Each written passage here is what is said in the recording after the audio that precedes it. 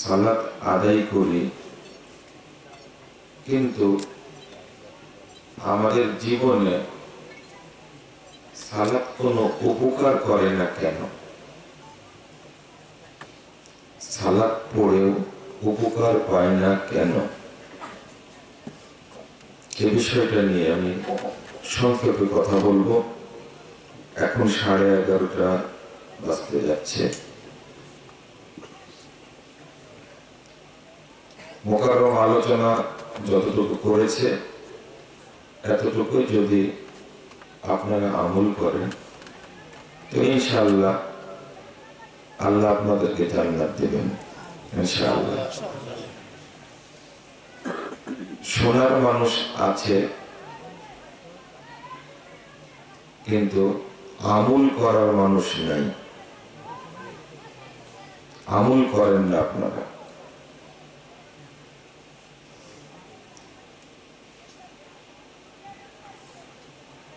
গতকাল এক প্রোগ্রামে গিয়েছিলাম, যিনি জালসার আয়োজক, আমার কাছে তার চেহারাটা দেখে মনে হলো সকালে একবার দাড়ি চেঁচেছে, বিকেলে একবার চেঁচেছে।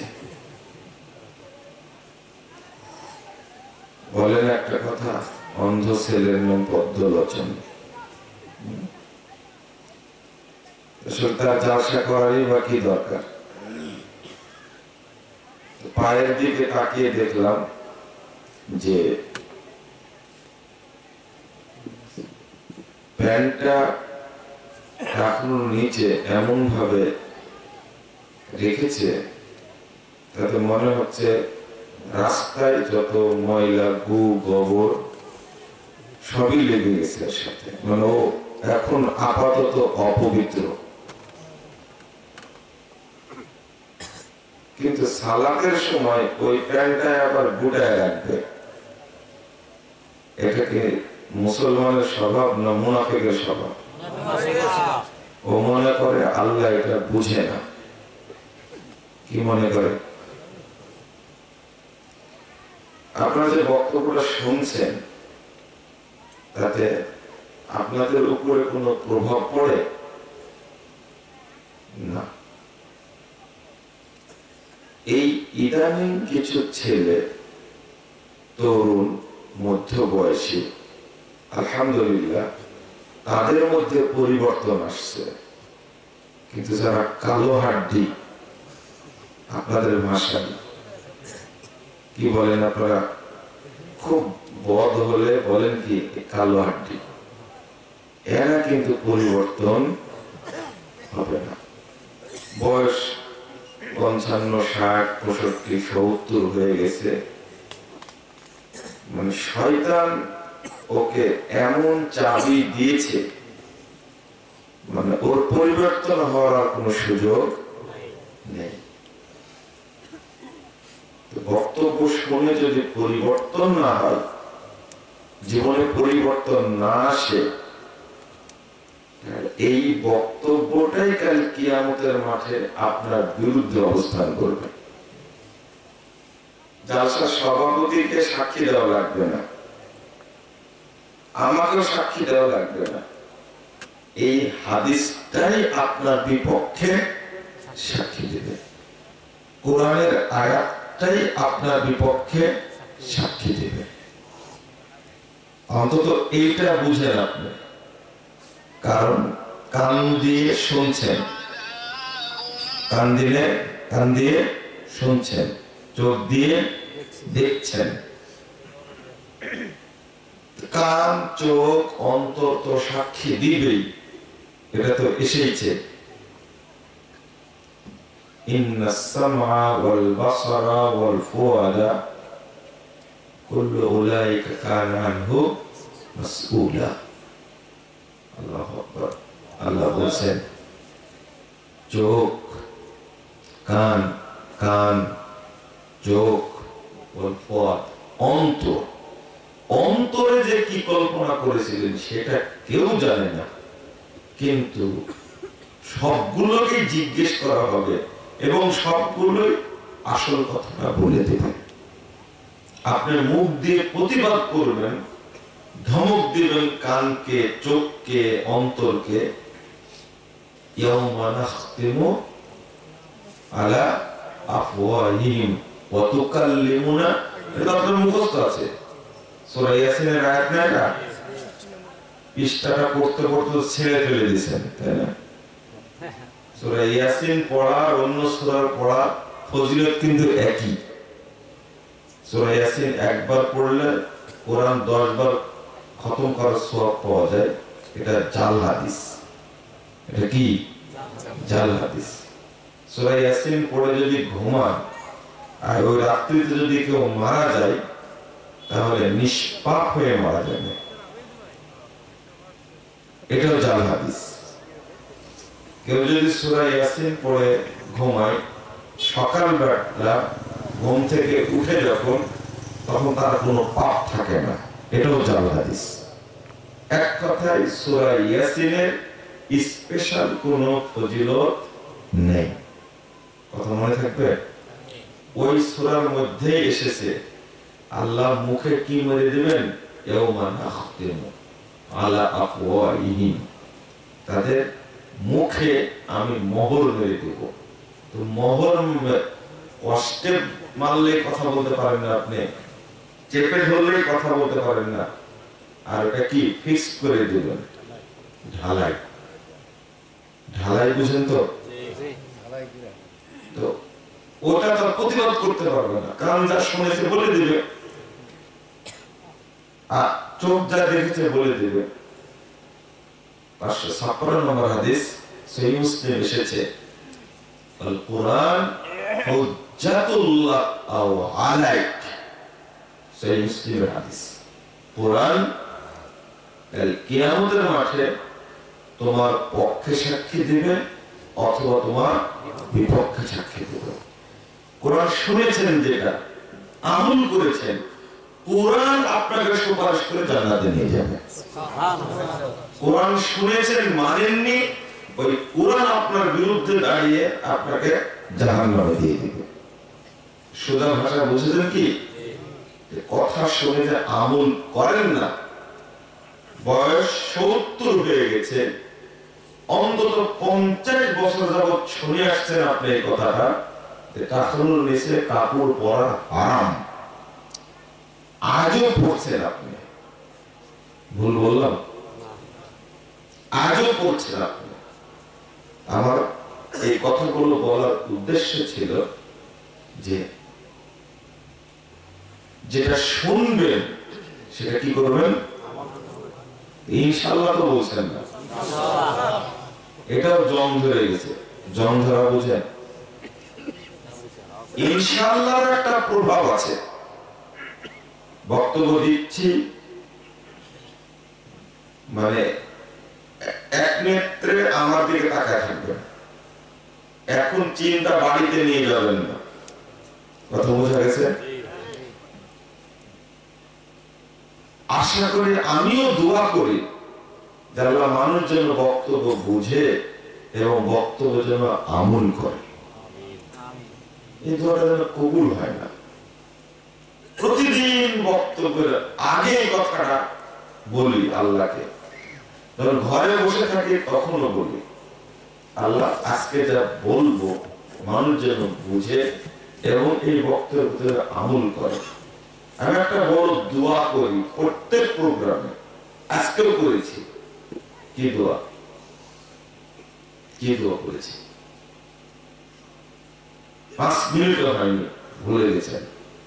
আমি বলেছি, আল্লাহ যারা এই কনকনে শীতের রাত্রিতে বিভিন্ন এলাকা থেকে এসে মাহফিলে শামিল হয়েছে, তাদেরকে এবং আমাদেরকে জান্নাতুল ফেরদাউসের মেহমান হিসাবে কবুল করে। বলেছি না? কেন বললাম? আপনি কি আমার শত্রু? আমি কি আপনার শত্রু? এই দোয়াটা আপনারা কি শিখে এসেছেন আমাকে? আপনাদের নিয়েই তো বললাম, আগে বলেছি আল্লাহ আপনাদেরকে এবং আমাদেরকে জান্নাতুল ফেরদাউসের মেহমান হিসেবে কবুল করে নেন। আমার সব বক্তব্য খুঁজে দেখেন, প্রত্যেকটা বক্তব্যে প্রথমে এই দোয়াটা করা আছে। কেন বলি?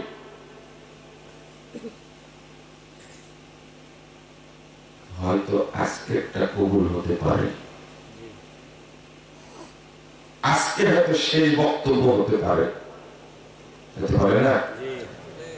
আপনাদের নিয়ে এত আশা করি, আপনারা আমরা যেন একসঙ্গে জান্নাতে থাকতে পারি, জান্নাতুল ফেরদৌসে থাকতে পারি, এই দোয়া যদি করি তাহলে আপনাদেরকে ভালোবাসি না? আমল করেন না কেন? আমরা বোঝাতে পারলাম না আপনাদেরকে, এটা বোঝাতে পারবো না কোনোদিন। আমার অনুভূতি আর আপনার অনুভূতি সমন্বয় হচ্ছে না। আল্লাহ যেন আমাদের কবুল করেন, আমিন। কেন প্রভাব ফেলে না? তার মৌলিক চারটা কারণ। আমি বলি, সালাত কবুল হলে যত আকাম কুকাম, খারাপ কাজ, মিথ্যা সাক্ষী, হারাম খাওয়া, জেনা করা, দুর্নীতি করা, আত্মসাৎ করা, মনুষ্যত্বা করা, এই মদ খাওয়া, গাঁজা খাওয়া, অপকর্ম যত আছে, একটা আমল আল্লাহ গ্যারেন্টি দিয়েছেন, ওই আমলটা করলে মানুষ সব কিছু ছেড়ে দেবে। তার নাম কি? সালাত। আল্লাহ নিজেই বলছেন সূরা আনকাবুত 45 নম্বর আয়াত, ইন্নাস সালাতা তানহা আনিল ফাহশা ওয়াল মুনকার। নিশ্চয় সালাত বাধা দেয় যাবতীয় ফাহিশার কাজ থেকে, ওয়াল মুনকার, যত খারাপ কাজ আছে, নিকৃষ্ট কাজ আছে, জঘন্য কাজ আছে, নোংরা কাজ আছে, সবগুলো করতে সালাত বাধা দেয়। আমি 70 বছর যাবত সালাত আদায় করছি, কিন্তু বাধা দেয় না কেন আমাকে? আমি এখনো সুদ খাচ্ছি। সেইখন জানি কোথায় যেন বক্তব্য বললাম, 306 নম্বর হাদিস সহিহ মুসলিম এসেছে। রাসূল সাল্লাল্লাহু আলাইহি সাল্লাম বলেছেন, 3 শ্রেণীর মানুষের সাথে আল্লাহ কথা বলবেন না কিয়ামতের মাঠে। ওয়ালা ইয়ানজুরু ইলাইহিম, তাদের দিকে তাকাবেন না। ওয়ালা ইউসাক্কিহিম, তাদেরকে পবিত্র করবেন না। ওয়ালা ইউকাল্লিমুহুম, তাদের সাথে কথা বলবেন না। ওয়ালা হুম আযাবুন আলীম, তাদের জন্য বরং জাহান্নামে কঠিন শাস্তি রয়েছে। সাহাবারা প্রশ্ন করলেন, মান হুম ইয়া রাসূলুল্লাহ, তারা কারা? কোন কোন হাদিসে প্রথমটা, এই হাদিসে প্রথম হচ্ছে আল মুসবিল, যারা টাকনুর নিচে কাপড় পরে তারা এত অপরাধী, তারা এত অপরাধী, তারা এত অপরাধী, আল্লাহ তাদের দিকে তাকাবেন না, তাদের সাথে কথা বলবেন না, তাদেরকে পবিত্র করবেন না, আর একটা কি পাপ থেকে মুক্ত করবেন না, বরং তাদের জন্য রয়েছে কঠিন শাস্তি।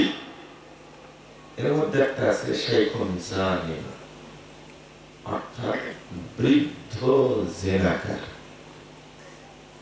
80 বছরের বৃদ্ধ, এত খারাপের খারাপ, ও নামাজও পড়ে, জামাইও বলে যে আমার শ্বশুর খুব খারাপ মানুষ, এই বয়সেও জেনা করে।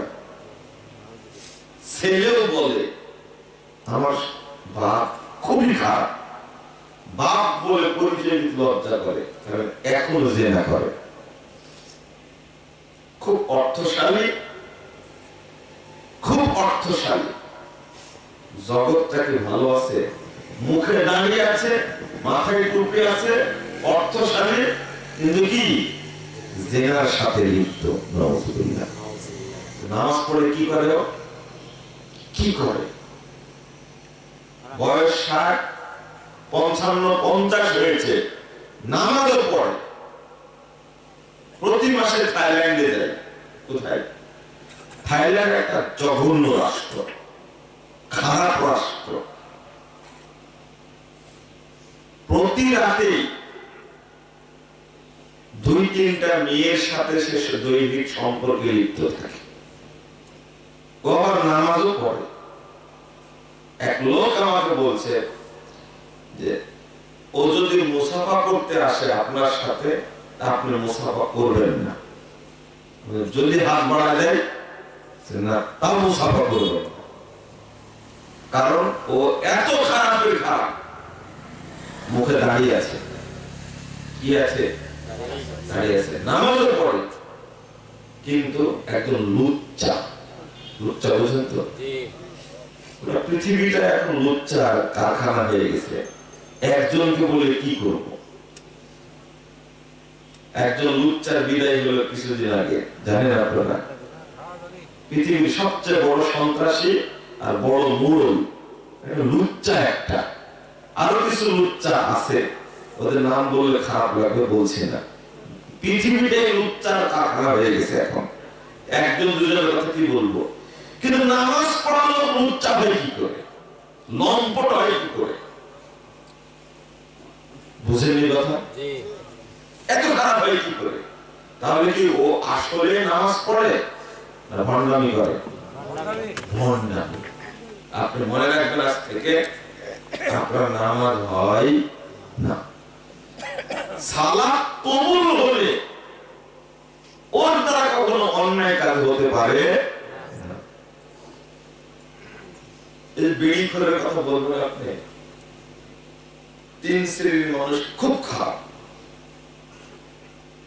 একটা হলো বেনামাজি, আর একটা হলো মদখোর, নেশাখোর, আর 3 নম্বর হলো নগ্ন বেহায়া ল্যাংটা মহিলা। বুঝছেন? এই 3 শ্রেণীর মানুষই সমাজটাকে নষ্ট করে ফেলেছে। 3 শ্রেণীর মানুষ নষ্ট করেছে। একটু পরে বলি, আগে শুনুন মৌলিক কারণ কয়টা।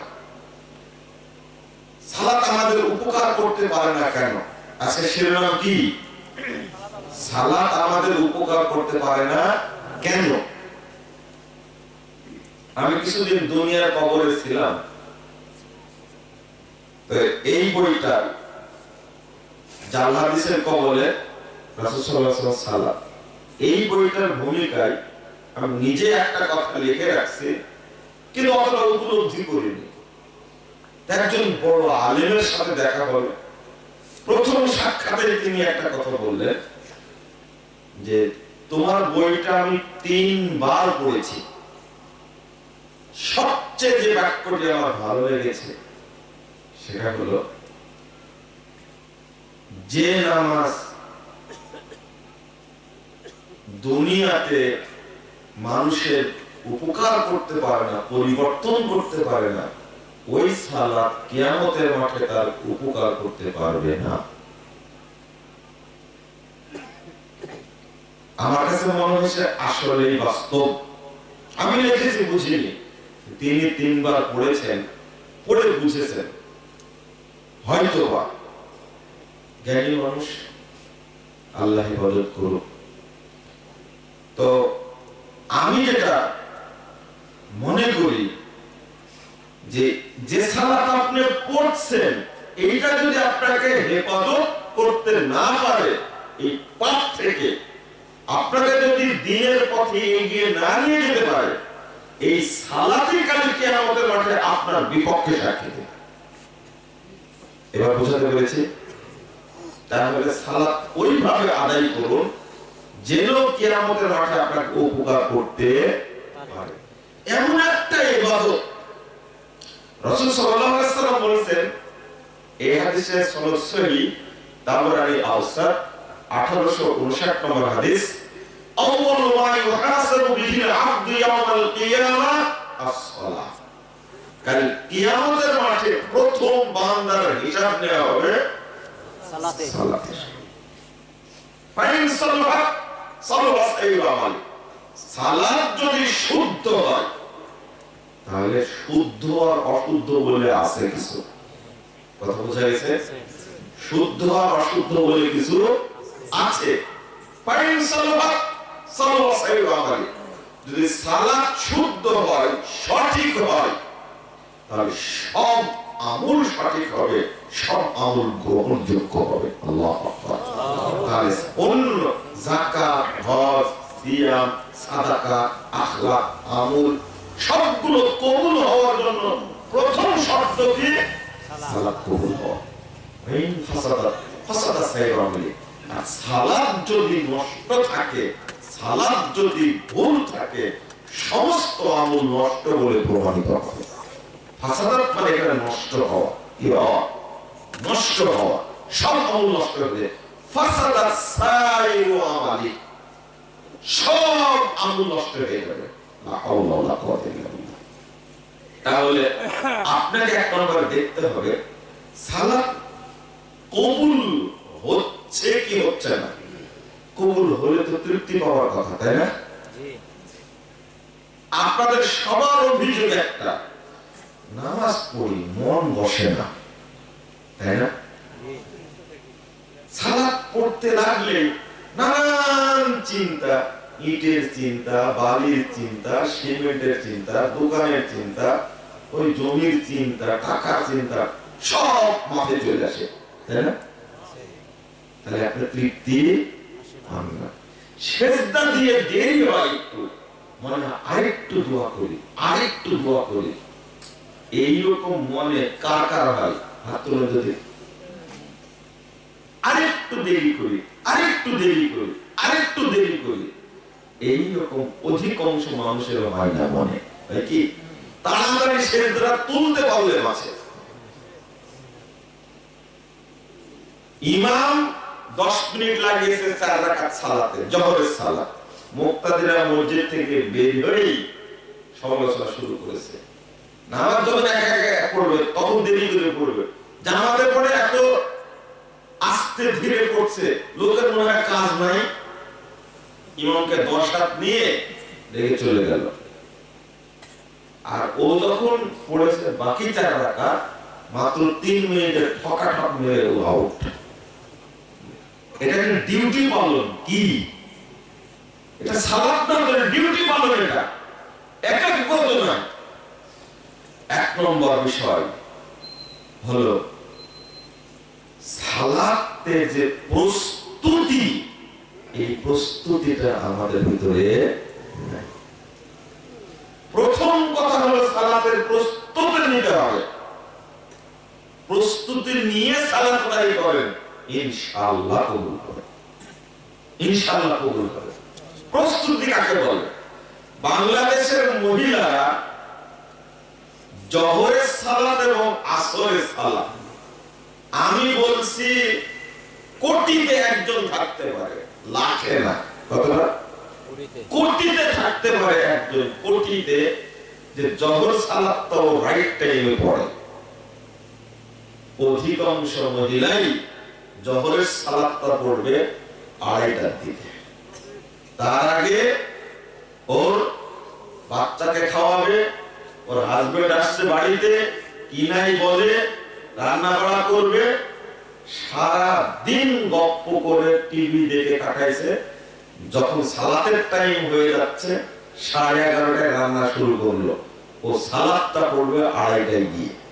এদিকে টিভিও দেখে, নগ্ন পুরুষও দেখে, আবার নামাজও পড়ে। কি চমৎকার দৃশ্য! এই নামাজটা কেমন নামাজ? মানে ও সালাতের প্রস্তুতি কোনোদিন নেয় না। আর সব মহিলাই বসে বসে নামাজ পড়ে। এখন কি হয়েছে তা জানি না, অধিকাংশ মহিলাই বসে বসে সালাত পড়ে। আমি কি ভুল বললাম? অধিকাংশ মহিলাই বসে বসে সালাত পড়ে। কে যে শিক্ষা দিল এদেরকে, কে যে শিক্ষা দিল যে বসে সালাত আদায় করতে হবে, এটা আমরা এখনো ধরতে পারিনি। কারণ হলো এরা বেশি শিরকের সাথে জড়িত। কিসের সাথে? শিরকের সাথে জড়িত। লা হাওলা ওয়ালা কুওয়াতা ইল্লা বিল্লাহ। তো আপনার জন্য যেটা কর্মসূচি, আমি কয়েকটা আয়াত বলছি, শুনেন। আল্লাহ বলছেন, হাফিজু আলাস সালাওয়াত ওয়াস সালাতিল বুসতা ওয়া কুমু লিল্লাহি কানিতিন। 238 নম্বর আয়াত সূরা বাকারা। হাফিজু, তোমরা সংরক্ষণ করো, হেফাজত করো, পাহারা দাও, আলাস সালাওয়াত, সব সালাত, বিশেষ করে সালাতিল বুসতা, বিশেষ করে আসল সালাতকে তোমরা কি করো? পাহারা দাও, সংরক্ষণ করো। ওয়াকুমু লিল্লাহি কানিতিন, আর আল্লাহর জন্য যখন দাঁড়াবে কানিতিন, তখন নমনীয় হয়ে, নম্র হয়ে, প্রস্তুতি নিয়ে দাঁড়াও। এই আয়াতের আমরা মর্ম কেউ বুঝি না। আল্লাহ রাব্বুল আলামিন কয়েকটা কথা বলেছেন। সূরা মারিজ আপনার আয়াত নম্বর হলো 23। আল্লাহ ইল্লাল মুসাল্লিন, আগের আয়াত যেটা বলা হয়েছে সেটা হলো কাল্লা ইন্নাহা লাদা নাসআতাল লিশাওয়া তাদু মান আদবারা ওয়া তাওয়াল্লা। এগুলো বলতে বলতে বলছেন 22 নম্বর আয়াতে বলছে ইল্লাল মুসাল্লিন, লিলিহান শিখা লাজা জাহান্নাম, তার পুড়িয়ে চামড়া তুলে দিবে। নাসআতাল লিশাওয়া, যে পালাবে তাকে ধরে ওকে পুড়িয়ে চামড়া তুলে দিবে। আল্লাহ পরে বলেছেন ইল্লাল মুসাল্লিন, তবে মুসল্লিরা এই জাহান্নামে যাবে না। মুসল্লি কারা? আল্লাযীনা হুম ফি সালাতিহিম দাঈমুন, যারা সালাতে নিয়মিত রত থাকে, নিয়মিত সালাত আদায় করে। তাহলে এক ওয়াক্ত পড়ে, 5 ওয়াক্ত, 6, 4 ওয়াক্ত পড়ে না, এই মুসল্লি না। মুসল্লির সংজ্ঞা সেটাই যে নিয়মিত সালাতে রত থাকে, অর্থাৎ সব সালাত আদায় করে, তাকে কি বলে? মুসল্লি বলে। আমরা অধিকাংশ মানুষই, আচ্ছা এক নম্বর আগে বললাম হাফিজু আলাস সালাওয়াত, হেফাজত। এখানে বললেন দায়মুন, যারা সালাতের অটল থাকে, সর্বদা অটল থাকে। মানে কি? ওয়াবুদু রাব্বাকা হাত্তা ইয়াতিয়াকাল ইয়াকিন, তুমি তোমার রবের ইবাদত করো মৃত্যু আসার আগ পর্যন্ত। তাহলে এই সালাতটা 10 দিনের জন্য না, 20 দিনের জন্য না, 10 বছরের জন্য না, 80 বছরের জন্য না, কয় বছরের জন্য? ওয়াবুদু রাব্বাকা হাত্তা ইয়াতিয়াকাল ইয়াকিন, মৃত্যু আসার আগ পর্যন্ত তুমি তোমার রবের ইবাদত করো। রাইসুল ইবাদত যদি হয় সালাত, তাহলে আপনাকে করতে হবে কখন পর্যন্ত? মৃত্যু পর্যন্ত। আচ্ছা, আল্লাহ আরেকটা কথা বলছেন, এরপরে কি বলছেন? ওয়াল্লাযীনা ফি সালাতিহিম ইউহাফিজুন, আরেকটা আয়াত, এই আয়াত নম্বর 34। ওয়াল্লাযীনা হুম আলা সালাতিহিম ইউহাফিজুন, তারা সালাতে হেফাজতকারী, সালাতকে তারা কি করে? হেফাজত করে। আরেকটা ভাষা সূরা মুমিনুন 2 নম্বর আয়াত, ক্বাদ আফলাহাল মুমিনুন, তারপরে কি? আল্লাযীনা হুম ফি সালাতিহিম খাশিউন। দেখেন এখানে আরেকটা কথা বলছে, ওই মুমিনরা সফল। প্রথম গুণ হলো যারা তাদের সালাতে ভীতু সন্তুষ্ট, আল্লাহকে ভয় করে সালাত আদায় করে। সূরা মারিজে 34 নম্বর আয়াতটা বললাম না, আল্লাহ তাদের বিশেষণ দিয়ে বলছেন যে উলাইকা ফি জান্নাতিন মুকরামুন। আল্লাহু আকবার। তারা যারা সালাতের হেফাজত করে, তারা সম্মানজনক জান্নাতে অবস্থান করবে। আল্লাহ তুমি আমাদেরকে কবুল করে। আমিন। সূরা মুমিনুনের আরেকটা আয়াত এই দেখেন অনেকগুলো বিশেষণ। قد أفلح المؤمنون الذين هم في صلاتهم خاشعون والذين هم عن اللغو معرضون والذين هم للزكاة فاعلون والذين هم لفروجهم حافظون إلا على أزواجهم أو ملكت أيمانهم فإنهم غير ملومين فمن ابتغى وراء ذلك فأولئك هم العادون أولئك الذين هم لأماناتهم وعهدهم راعون والذين هم على صلواتهم يحافظون। আবার বলছেন, তাহলে একবার বললেন খাশিউন, আরেকবার বললেন কি? আবার বলছেন ওই আয়াতে ওই সূরার পর হাফিজুন, যারা সালাতকে কি করে? হেফাজত করে। আমি বলছি হেফাজত মানে কি, আমি বলছি একটু থামেন, রাগ করবেন না আপনারা। এরপরে আল্লাহ বিশেষণ দিচ্ছেন উলাইকা হুমুল ওয়ারিসুন, তারাই হলো ওয়ারিস। কিসের? জান্নাতের না। আল্লাযীনা ইয়ারিসুনাল ফিরদাউসা হুম ফিহা খালিদুন, তারা হলো জান্নাতুল ফিরদাউসের ওয়ারিস। তাহলে কয়টা জিনিস আসলো? এক, সালাত কি করা? হেফাজত করা। দুই, সালাত পড়তে হবে কি হয়ে? ভীতু হয়ে। তিন, অনীতি উমুলিল্লাহি অনীতি নমনীয় হয়ে আদায় করতে হবে। কতটা বিশেষ আপনি খেয়াল করেছেন? এরপরে হেফাজত মানে কি? নাম্বার 1 হলো সালাতের সময়ের হেফাজত। কিসের? সময়ের হেফাজত। সময়ের হেফাজত। আবু দাউদের মধ্যে এসেছে রাসূলুল্লাহ সাল্লাল্লাহু আলাইহি ওয়াসাল্লাম বলেছেন 430 নম্বর হাদিস, قال الله تعالى, আল্লাহ তাআলা আমাকে বলেন ইন্নী ফারাজতু আলা উম্মতি খামসা সালাওয়াত, হে মুহাম্মদ সাল্লাল্লাহু আলাইহি ওয়াসাল্লাম, আমি তোমার উম্মতের উপরে 5 ওয়াক্ত সালাতকে ফরজ করেছি। কত? 5 ওয়াক্ত। আপনি ঘুমাচ্ছেন নাকি? আল্লাহ বলেন মুহাম্মদ সাল্লাল্লাহু আলাইহি ওয়াসাল্লামকে ইন্নী ফারাজতু আলা উম্মতি খামসা সালাওয়াত, হে মুহাম্মদ শোনো, আমি তোমার উম্মতের উপরে 5 ওয়াক্ত সালাতকে ফরজ করেছি। ওয়াহিদতু ইনদি আহাদা, আর আমি একটা অঙ্গীকার করেছি, প্রতিজ্ঞা করেছি, আমি ওয়াদা করেছি। ওয়াদাটা কার? আল্লাহ। আল্লাহ ওয়াদা ভঙ্গ করবেন? লা হাওলা ওয়ালা কুওয়াতা ইল্লা বিল্লাহ।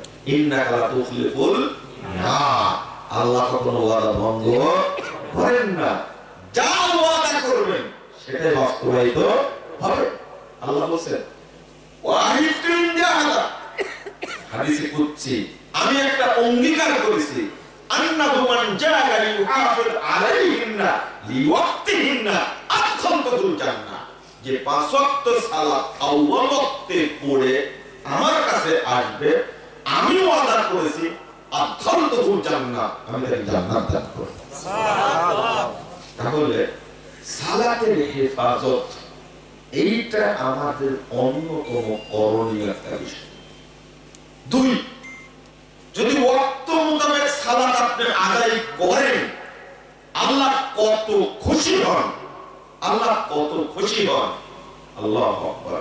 কি ভাষাই বলবো আপনাকে, জামাতেও পড়েনি, একদম রাখাল মানুষ। 1203 নম্বর হাদিস আবু দাউদের মধ্যে এসেছে, রাসূল সাল্লাল্লাহু আলাইহি ওয়াসাল্লাম হঠাৎ বললেন সাহাবীরা, ও সাহাবীরা শোনো শোনো, ইয়াজিবু রাব্বুকুম মিন রায়ি গানামিন ফি শাদিয়াতিন বিজাবাল, শোনো শোনো, তোমাদের রব আল্লাহ তাআলা ওই যে পাহাড়ের চূড়ায় ছাগল চড়াচ্ছে, ওই ছাগলের রাখালের উপরে আল্লাহ অভিভূত হয়ে গেছেন, খুশি হয়ে গেছেন। ছাগলের রাখাল মিন রায়ি গানামিন বিশাদিয়াত মিন ফি শাদিয়াতিন বিজাবাল, পাহাড়ের চূড়ায় ছাগল চড়াচ্ছে একজন রাখাল, ওই রাখালের প্রতি আল্লাহ খুশি হয়ে গেছেন। আনন্দিত হয়েছে আল্লাহ। কেন?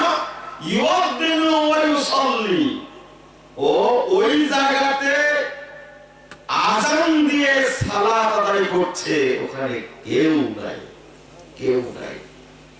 আল্লাহ তাআলা বলেছেন ফেরেশতাদের লক্ষ্য করে, আসমানে যত ফেরেশতা, জমিনে যত ফেরেশতা, সবাইকে লক্ষ্য করে বলেছেন উনদুরু ইলা আবদি হাযা, আমার ওই রাখাল বান্দার দিকে তোমরা লক্ষ্য করো। ইউআযিনু ওয়া ইউকিমুস সালাহ ওয়া ইয়াখাফু মিন্নি, আযান দিল, ইকামত দিয়ে সালাত আদায় করছে, আমাকে ছাড়া কাউকে ভয় করে না। মানে ওই নির্জন ভূমিতে পাহাড়ের উপরে কেউ নাই, কাউকে উদ্দেশ্য করে না, একমাত্র আমাকে ভয় করে রাখাল হয়ে একাই সালাত আদায় করছে। তোমরা সাক্ষী থাকো, গফারতু লিআবদি, আমি আমার বান্দার সব পাপ ক্ষমা করে দিলাম, ওয়াদখালতুল জান্নাহ, আমি তাকে জান্নাত দান করলাম। সুবহানাল্লাহ, ও বেঁচে আছে, কি হয়ে গেছে? জান্নাতে হয়ে গেছে। তো মসজিদ না, নির্জন ভূমিতে এই একটা ফজিলত। 560 নম্বর হাদিস আবু দাউদে এসেছে, রাসূলুল্লাহ সাল্লাল্লাহু আলাইহি ওয়াসাল্লাম বলেছেন, কোন ব্যক্তি যদি নির্জন মরুভূমিতে একাকী সালাত আদায় করে, 50 ওয়াক্ত সালাত আদায় করলে যে নেকি হয়, এক ওয়াক্ত সালাত আদায় করলে সেই নেকি হয়। সুবহানাল্লাহ, সালাতের ওয়াক্ত যেখানেই হবে সেখানে কি করতে হবে? সালাত পড়ে দিতে হবে। অভ্যাস থাকবে কি? আত্মীয়-স্বজনদের দেখার দরকার নাই, মানুষ কাজ করছে দেখার দরকার নাই, 5 মিনিট পরে পরে দেখার দরকার নাই। আপনার সালাত আপনাকে পড়তে হবে। মানুষ যদি ইচ্ছা করে সালাত দেরি করে পড়ে, আপনি সেখান থেকে বেরিয়ে যাবেন, রাস্তার ধারে দাঁড়িয়ে পানি না পেলে তায়াম্মুম করে সালাত আদায় করে নেবেন। আমি ওই ফজিলতটা নিতে চাই। কোন ফজিলত? আল্লাহ যে ওয়াদা করেছেন ওয়াক্ত মতো সালাত আদায় করে কি দিবেন? জান্নাত দিবেন। আমি ওয়াক্ত অনুযায়ী সালাত আদায় করে জান্নাতে যেতে চাই। মরতে তো হবে, তাই না? ফেরাউন যখন মরেছে, নমরুদ যখন মরেছে, আমাকেও মরতে হবে। সাদ্দাম যখন মরেছে, গাদ্দাফি যখন মরেছে, আমাকেও মরা লাগবে। কথা বোঝা গেছে না? মরতেই হবে, যেহেতু মরতে হবে, আমি জান্নাতি মানুষ হয়ে মরবো ইনশাআল্লাহ। আমার আপনার টার্গেট যদি এটা থাকে, কেমন প্রস্তুতি থাকতে হবে? আপনার মধ্যে প্রস্তুতি কেমন থাকতে হবে?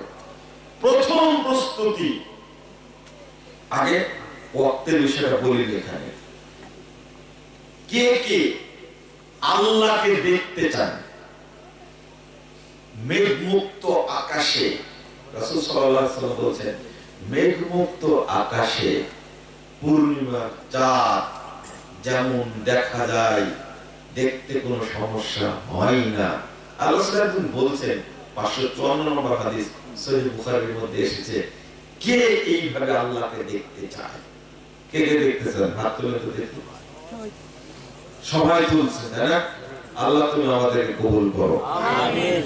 রাসূল সাল্লাল্লাহু আলাইহি ওয়াসাল্লাম বলেছেন, তাহলে তোমরা 2টা সালাত আউয়াল ওয়াক্তে অন্তত পড়বে, অন্তত 2টা সালাত। একটা হলো ফজর, একটা হলো আসর। হাদিসটা ছোট্ট, পালন করা খুব কঠিন। এখন যদি পরীক্ষা নেই, সত্য কথা বলে পরীক্ষা নেই, সত্যই আউয়াল ওয়াক্তে আসর সালাত আজকে পড়েছেন কে কে? আউয়াল ওয়াক্তে জামাতের সাথে।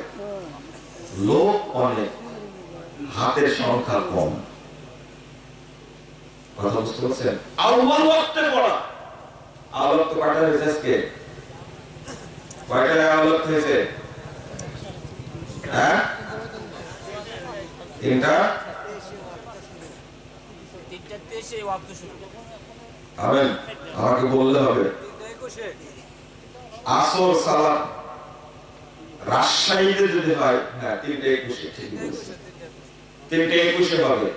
এক টাঙ্গাইল না 3:21। 3:21 থেকে 3:30টার মধ্যে পড়েছেন কে কে হাত তোলেন? 3:30টায় পড়েছেন, মাশাআল্লাহ। তাও সংখ্যা কম। আমি আপনাদের বুঝাতে চাচ্ছি, যাদের সুযোগ আছে সালাত আউয়াল ওয়াক্তে পড়ায়, আল্লাহর ওয়াস্তে আউয়াল ওয়াক্তের সাথে সাথে পড়ে দিবেন। সিয়াম পালন করার চেয়ে, হজ করার চেয়ে, যাকাত দেওয়ার চেয়ে, মসজিদ তৈরি করার চেয়ে বেশি সওয়াব আউয়াল ওয়াক্তে সালাত আদায় করা। 426 নম্বর হাদিস আবু দাউদের মধ্যে এসেছে, আল্লাহ রাসূল সাল্লাল্লাহু আলাইহি ওয়াসাল্লাম বলেছেন, তাকে প্রশ্ন করা হলো আইয়ুল আমাল আফদাল, যত আমল আছে তার মধ্যে শ্রেষ্ঠ আমল কোনটি? 1 নম্বর বললেন as-সালাতু ফি আউয়ালি ওয়াক্তিহা, আউয়াল ওয়াক্তে সালাত আদায় করা হলো আল্লাহর কাছে শ্রেষ্ঠ আমল। আল্লাহ রাসূল বললেন, সেই বুখারীতে হাদিস বললাম, যে ব্যক্তি ফজর এবং আসর দুইটা অন্তত এই ওয়াক্ত অনুযায়ী সালাত আদায় করবে, আল্লাহ রাব্বুল আলামিনকে জান্নাতে মেঘমুক্ত আকাশে চাঁদকে যেমন দেখা যায়, আল্লাহকে অনুরূপ দেখা যায়। তাহলে এই দুই ওয়াক্তের সালাত আমরা দেরি করে পড়ব না, বলুন ইনশাআল্লাহ। বাংলাদেশের কোটি কোটি মানুষ, লাখো আলেম এই দুই ওয়াক্ত সালাতকে নষ্ট করে দিয়েছে, হত্যা করেছে, মেরে ফেলে দিয়েছে। ওদের কাতারে আমরা শামিল হব না। কথা নরম না, দরকার নাই। কথা শক্ত এতটুকুই, পরিকল্পিতভাবে, ইচ্ছা করে, গোড়ামি করে, স্বেচ্ছাচারিতায় আসর এবং ফজর সালাতকে মেরে ফেলেছে তারা। এদের বিরুদ্ধে আমাদের সংগ্রাম। কথা মনে রাখবেন, প্রত্যেক মসজিদে আপনি যেখানে মুসল্লি চেষ্টা করুন অন্তত ফজর তো করেনি আলহামদুলিল্লাহ, তাই না? আযান যে সময় রমাদানে যে সময় হয় এখন ওই সময় হয়, কিন্তু মুনাফিকি করে অধিকাংশ মানুষ রমাদান মাসের আযানটা আহলে হাদিসের আযানের সাথে মিলায় দেয়, তাও এক চামচ বেশি 3 মিনিট আগেই মারে। যেখানে সাহারি দেরিতে করতে বলেছেন তারা করে আগে 3:30টায় সাহারি করে সালাত পড়ে ঘুমিয়ে যায়। গাধা কত নম্বর, সিরিয়াল করা যাবে না। 3:30টায় কি আসলে ফজরের টাইম হয় সালাতে? শরীয়তকে মনে করেছে এটা আমার মতো। 3:30টায় সাহারি খেয়েছে, 3:30টায় ফজর পড়েছে, পড়ে একবার চিটপটা আমরা ঘুমাচ্ছে। তোমার সাহারির টাইম, সাহারি খাও, কিন্তু ফজরের টাইম তো হয়নি। এই রোগের রোগী আপনারাও তো। এবার কি পাবে? এটা মানুষ জানেই না, ওয়াক্তই হয়নি, ও সালাত পড়ে বসে আছে, বসে থাকে না, ঘুমায়। কি একবার জনমের খাওয়া খায়া ফজর সালাতটা তার সাথে সাথে পড়ে নেয়, নিয়ে ঘুম, মসজিদ ফাঁকা। আরে আযানের টাইমই হয়নি, ওয়াক্তই হয়নি, আপনি ফজর পড়লেন কি করে? এটা কত নম্বর কথা? ঠিক টাইমে আযান হয় শুধু রমাদান মাসে, রমজান শেষ 20 মিনিট পরে আযান নিয়ে যায়। ইবলিস এত সচেতন বাংলাদেশে যে ও কিভাবে কাজ করেছে, এত কৌশলী ইবলিস, সালাতকে কিভাবে নষ্ট করবে তার টার্গেট থাকে এটা। আপনারা আমরা কখনো নরম হব না এই ক্ষেত্রে। বিশেষ করে মা বোনদেরকে বলছি, আপনারা সহজে পারেন, যখনই আসরের টাইম হলো 3:21, আপনি 3:21 আগে ওযু করবেন। 21 বেজে গেছে, আপনি যদি সুন্নাত পড়তে চান তাহলে আসরের আগে 4 রাকাত সুন্নাত পড়া যায়।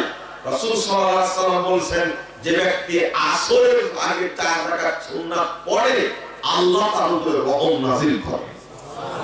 আপনি পড়তে পারেন, 4 রাকাত পড়ে বাকি 4 রাকাত ফরজ পড়ে নেবেন। জোহরের সালাতের টাইম কয়টা হচ্ছে এখন? কয়টা হচ্ছে? জহরের টাইম হবে এখন আপনাদের এখানে হয়তোবা 12টা 13 মিনিট কি 14 মিনিটে, 12টা কি 14 মিনিট হতে পারে। আপনি আগে রেডি থাকবেন। আজ থেকে প্রতিজ্ঞাবদ্ধ হলাম, মসজিদে আযান হোক চাই না হোক, 14 বেজে গেছে আমি জহরের সালাত পড়ে নেব ইনশাআল্লাহ। মনে থাকবে এই কথা। এখন সালাতের টাইমটা নিয়ন্ত্রণ করার জন্য বাংলাদেশের যত টাইম তৈরি করা হয়েছিল, আহলে হাদিস হোক আর মাযহাবি হোক, বিশ্লেষণ করতে গিয়ে আমি দেখেছি সবগুলো ভুল তৈরি করা আছে। এরপরে এর পিছনে টাইম দিলাম 8 মাস, 7টা ছেলেকে লাগায় রাখছিলাম। 8 মাস টাইম বের করার পরে আলহামদুলিল্লাহ আমরা বের করার পরে যাদের ভুল ছিল তারাও সংশোধন করে নিয়েছে। আমি যতটুকু বুঝেছি, আমরা যে টাইম নির্ধারণ করেছিলাম এখান থেকে তারা টাইমটা নিয়ে প্রচার করছে আলহামদুলিল্লাহ। বাংলাদেশের একজন বড় আলেম তিনি তার বইয়ের মধ্যে আমার অনুমতি নিয়ে যে আপনি যে শীটটা প্রণয়ন করেছেন এই শীটটা আমি বই অন্তর্ভুক্ত করতে চাচ্ছি, অনুমতি দিবেন কিনা?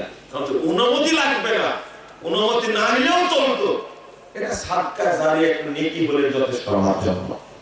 আমি দেখেছি ইফতারির টাইম আর সাহারির টাইম কিন্তু এক না। কথা বুঝা গেছে?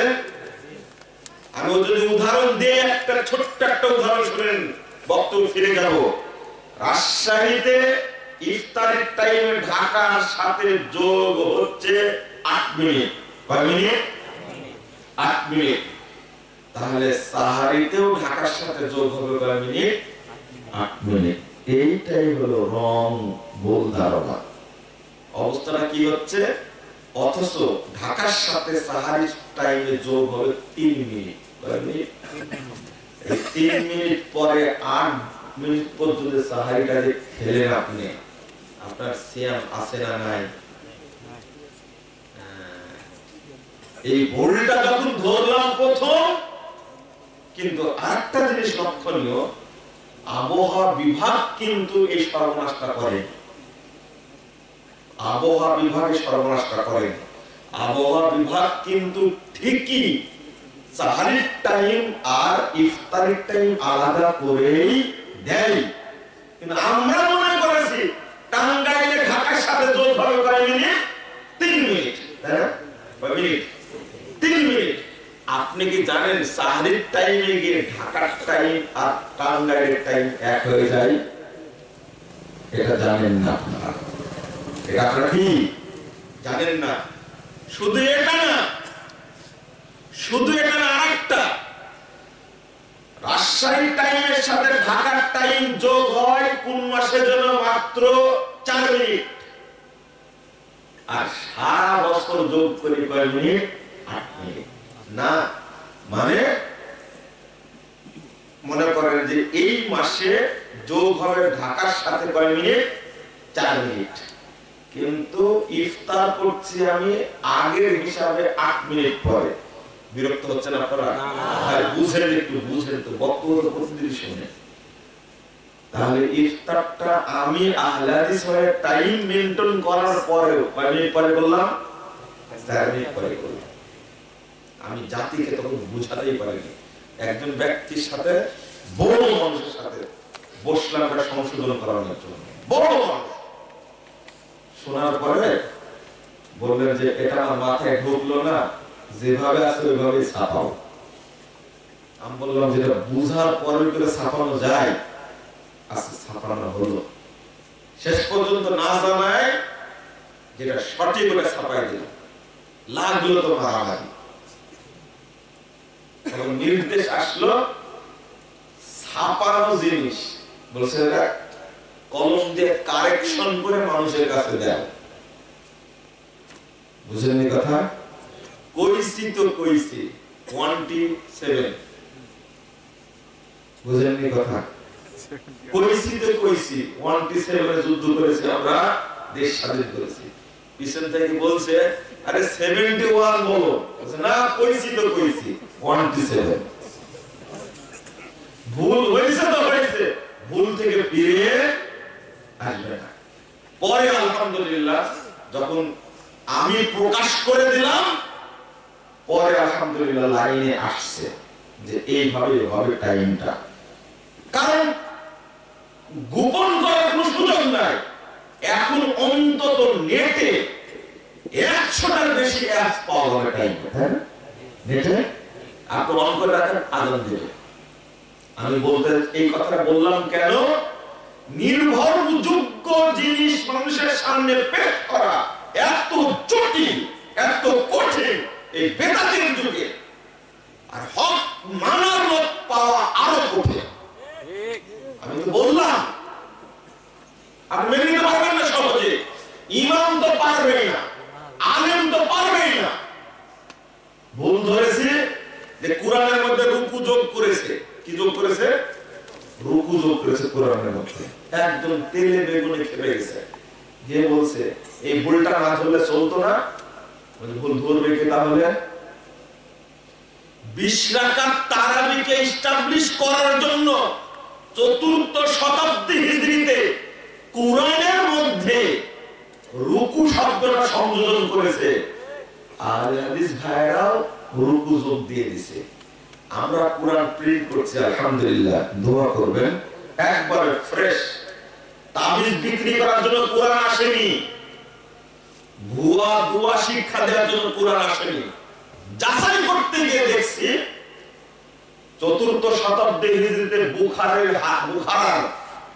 হানাফি উলামায়ে কেরাম একযোগে 540টা রুকু যোগ করেছে। মানে 20 রাকাতে 20 রুকু পড়বে প্রতিদিন। কয় রুকু? 20 রাকাত। 27 রাত্রি থেকে খতম হবে। তাহলে 20 দিয়ে 27 কে গুণ দেন, অটো 540। কথা হচ্ছে আমরা বুঝতেই পারিনি যে রুকুটা যোগ করা হয়েছে এই উদ্দেশ্যে। ফাঁস করে দিলে একজন আনন্দ খেপে গেল, এই সমস্ত ভুল না ধরলে তো চলে, এইটা ভুল ধরবো না।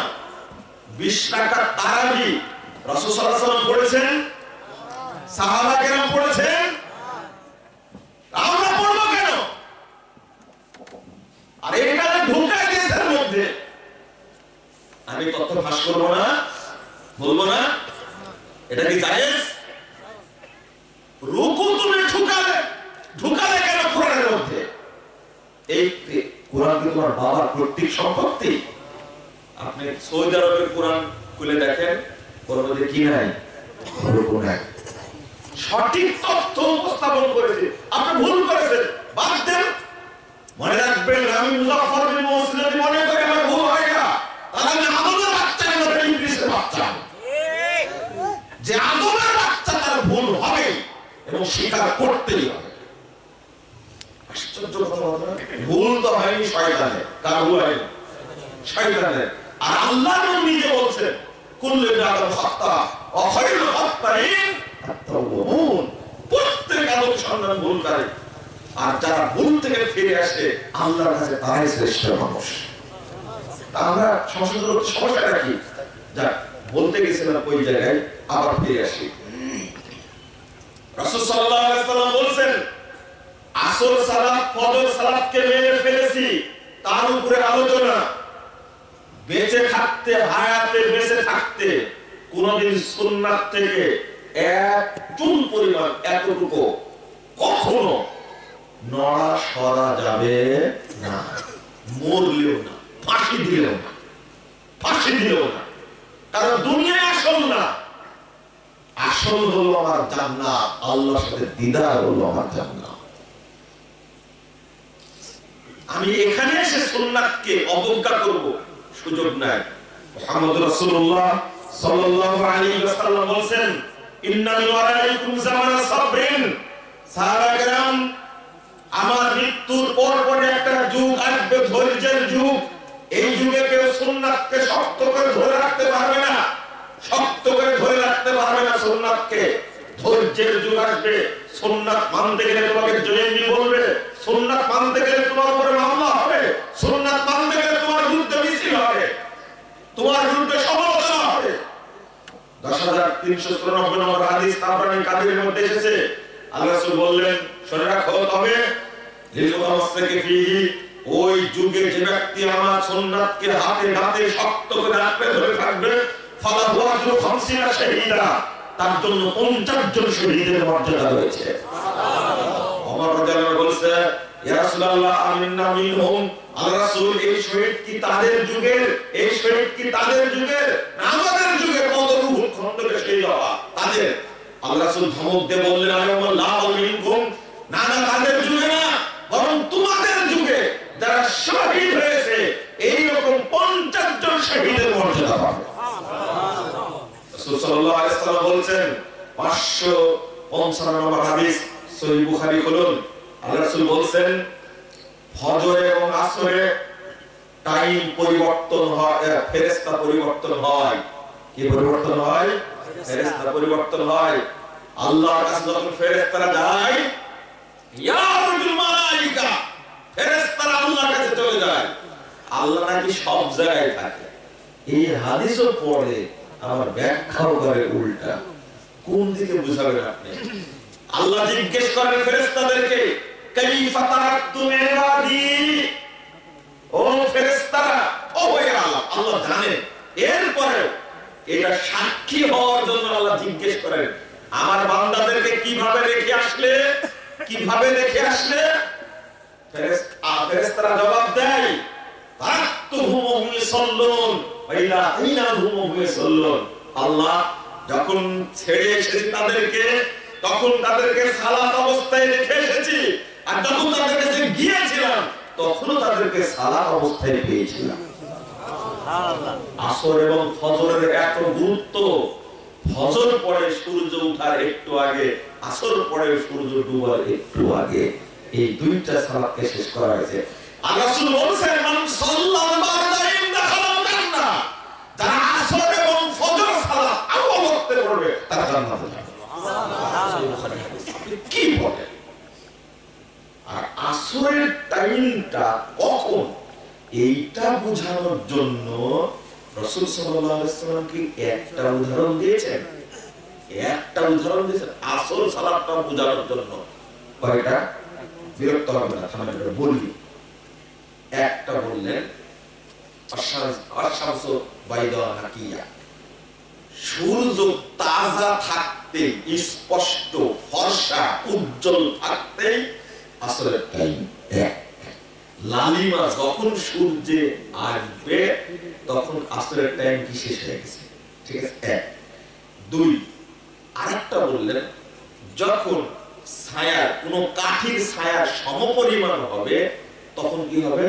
আসরের টাইম হবে। তিন, মা আয়েশা রাদিয়াল্লাহু আনহা বলেন, ঘরের ছায়া ঘর থেকে বের হতে হতেই আসরের টাইম রক্ত হয়ে যায়। তিন, যখন আসরের সালাত পড়ে তোমরা আওয়ালি নামক জায়গাতে যেতে পারবা, আওয়ালি নামক জায়গায় গিয়ে যদি সূর্য ডুবে এতটুক আগে তোমাদেরকে আসর সালাত পড়ে নিতে হবে। মানে আসর সালাত পড়ে পায়ে হেঁটে 4 কিলোমিটার রাস্তা যেতে পারলে বুঝবে ওইটাই হলো কিসের টাইম? আসরের টাইম। 5, একটা উট জবাই করার পরে, আসরের সালাতের পর একটা উট জবাই করবে, জবাই করার পরে উটটা কেটে ছিঁড়ে জাল করে খেতে পারলে এই টাইমটুকের মধ্যে, হ্যাঁ, যদি তোমরা খেতে পারো তাহলে বুঝবা এটা কি আসরের টাইম। একটা বুঝালেন, এটা আসরের টাইমটা বোঝানোর জন্য যত উদাহরণ দিয়েছে, অন্য সালাতের টাইম বোঝানোর জন্য আল্লাহ এত উদাহরণ দেননি। আর ওই সালাতটাকে মেরে ফেলে দিয়েছেন। আসর আর ফজরের মধ্যে শ্রেষ্ঠ কোনটা? আসর আর ফজরের মধ্যে শ্রেষ্ঠ কোনটা? আসর। আল্লাহ নিজেই বলেছেন, হাফিজু আলাস সালাত ওয়াস সালাতিল মুস্তা। আসরের সালাতকে আলাদা করে উল্লেখ করেছেন, আলাদা করে। কারণটা কি? আল্লাহ রাসূল সাল্লাল্লাহু আলাইহি ওয়াসাল্লাম বলেছেন, কেউ যদি আসরের সালাত ছেড়ে দেয় সে তার পরিবার ধ্বংস করলো, তার মালও ধ্বংস করে দিল। আপনি কিভাবে বুঝবেন আসরের সালাত এত গুরুত্বপূর্ণ কেন? আরেকটা বললেন, আনাস রাদিয়াল্লাহু আনহু আসর সালাত পড়ে বসে আছে দিমাশকে। কিছু লোক এসেছে, আসার পরে আনাস রাদিয়াল্লাহু আনহু জিজ্ঞেস করছেন, আসসালাতু আসর, তোমরা আসর পড়েছো? তারা বলছে, আমরা তো আসলাম জহর পড়ে। আনাস রাদিয়াল্লাহু আনহু, এটা বুখারীর হাদিস, আনাস রাদিয়াল্লাহু আনহু ধমক দিয়ে বলছেন, বের হও, যাও আসর পড়ে আসো, যাও আসর পড়ে আসো। তাহলে রাসূল সাল্লাল্লাহু আলাইহি ওয়াসাল্লাম কত উদাহরণ দিয়েছে, মা আয়েশা উদাহরণ দিয়েছে, সাহাবীরা উদাহরণ দিয়েছে। এবার আনাস রাদিয়াল্লাহু আনহু বলেন, আল্লাহ রাসূল বলেছেন সালাতুল মুনাফিকিন, সালাতুল মুনাফিকিন, সালাতুল মুনাফিকিন তিনবার বলেছেন। এটা হলো মুনাফিকদের সালাত, মুনাফিকদের সালাত, মুনাফিকদের সালাত। বসে থাকে, লালিমা যখন শুরু হয় তখন তাড়াতাড়ি গিয়ে ঠোকর মারে, চারটা ঠোকর মেরে চলে আসে। এটা কিসের সালাত? মুনাফিকদের সালাত। এতগুলো বুঝানোর পরেও আসর সালাতটা ঠিক টাইমে পড়ার সুযোগ এখনো আমাদের হয়। আবার শুরু করি, চলুন, বিরক্ত হবেন না, সময় আছে। 1 নম্বর বলেছি সালাতকে কি দেওয়া? পাহারা দেওয়া। কিভাবে পাহারা দেব? এতগুলো হেফাজত করা, পাহারা দেওয়া কিভাবে? 1 নম্বর ওয়াক্ত বলেছি না? ওয়াক্ত বলতে কি বুঝেন আপনি? সালাতের ওয়াক্ত হতে যাচ্ছে, অল্প কিছু মুরব্বী আছে জিজ্ঞেস করে, বোমা দেখো তো কয়টা বাজলো, টাইমটা হলো, মানে সচেতন। তো এবার ওযুর বদনা নিয়ে বসেছে, আযান হওয়ার অপেক্ষায় আছে, মানে আযান হলেই মসজিদে যাবে। কি? আযান হলেই মসজিদে যাবে, অপেক্ষায় আছে। আসরের টাইম, জোহর পড়ে এসেছে, আসরের টাইমে গেছে, মেয়েকে বলছে, আম্মু দেখো তো কত বাজে, মনে হয় টাইমটা পার হয়ে গেল, আযান দিতে হবে। এটাকে বলে সচেতনতা। রাসূল সাল্লাল্লাহু আলাইহি ওয়াসাল্লাম বলেছেন, দুইটা হাদিস অনুবাদ করি, তিরমিজি 51 নম্বর হাদিস, একটু চিন্তা করেন। রাসূল সাল্লাল্লাহু আলাইহি ওয়াসাল্লাম বলেছেন, আলা আদুল্লুকুম মা ইয়াকুল্লাহুল খাতায়া ওয়া ইয়াযু বিহি দারাজাত। তোমাদেরকে আমি বলবো আল্লাহ কিসে পাপগুলোকে মাফ করে দেয় আর মানুষের মর্যাদাকে বৃদ্ধি করে দেয়, আমি কি জানাবো? 1 নম্বর বললেন ইসবাগুল ওযু আলাল মাকারি, অপছন্দ কষ্ট সত্ত্বেও ওযু করে। 1 2 কাসরাতুল খুতা ইলাল মাসাজিদ, মসজিদে বেশি বেশি যায়, এই ব্যক্তির কোনো পাপ থাকে না।